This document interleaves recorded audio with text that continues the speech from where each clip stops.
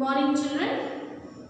So today we are with a new lesson, with a new topic. The lesson is lesson number 7, Human Environment, Settlement, Transport and Communication. Today we will do settlement, and this, remember children, this particular topic is there in your MCQ. So this topic will be the last topic left for the MCQ. Earlier chapter was air, that is over. So now we are in a new chapter, that is lesson number 7. Now let us first discuss what is settlement. Now what is settlement? Settlement are places where people build their houses, where we live, that is a settlement.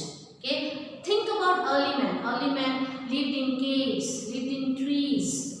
They didn't have any permanent settlement. They lived as temporary settlement. Then, slowly, when they learned the art of agriculture, man started to live or build houses and live in a permanent settlement. And so that was, and as settlement grew, new population started to grow. Population started to grow, trade and commerce, transport started to grow.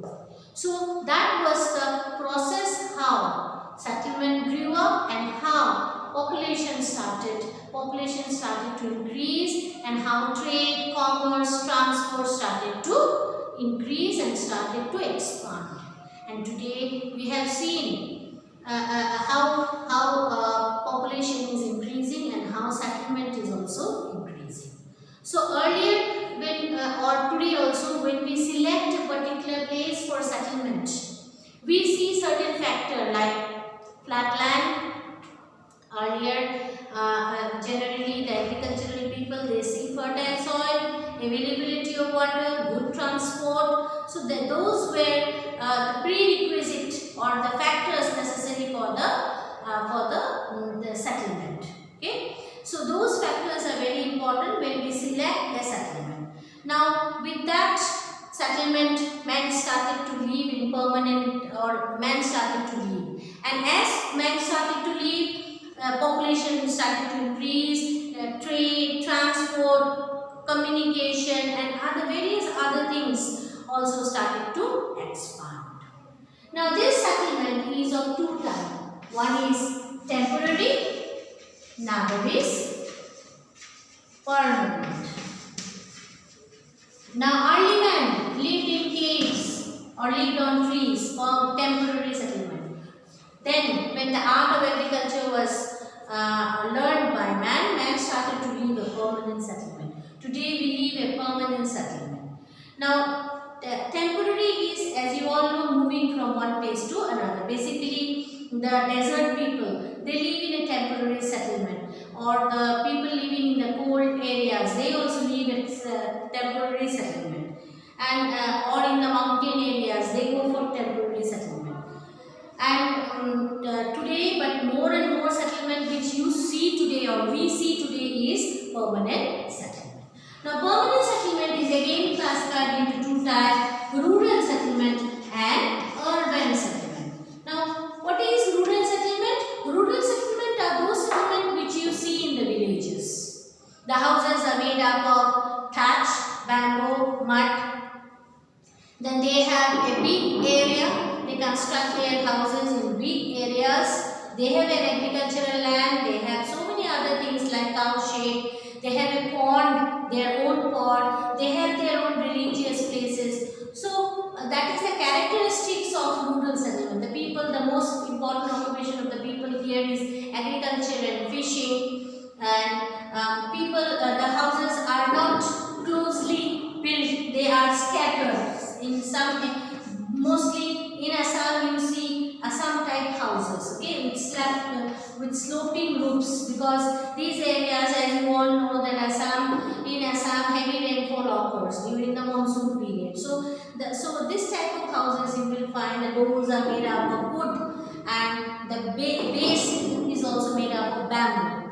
So this type of houses are scattered, okay.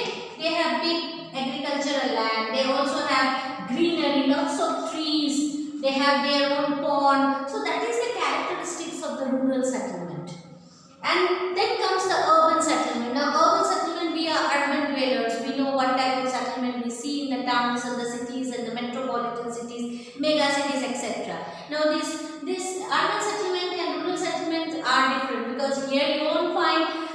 houses or bamboo houses. Basically, you find here concrete houses made up of cement, brick, rod, etc. And nowadays, as population is increasing, so you need more space for settlement. Okay, people build their houses in their comfortable zone wherever they are. Now, instead of horizontal distribution, people are going vertical. That is why in villages, in towns, you find multi-storied buildings. Okay, and there is dense settlement. Okay, dense settlement in the towns with huge population pressure.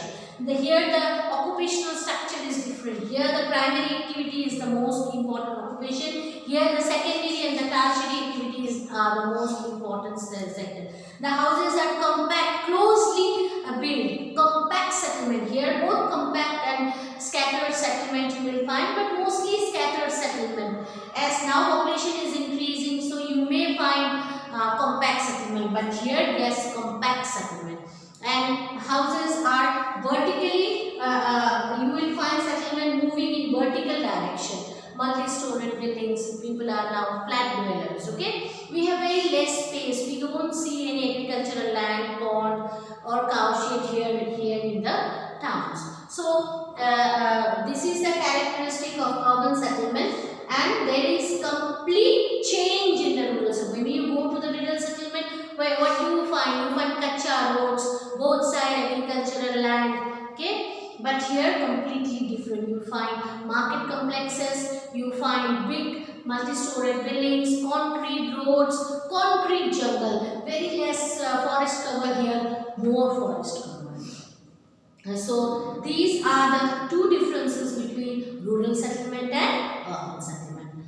So characteristics may come of both, or differences may come. I hope the topics are clear to you. Thank you.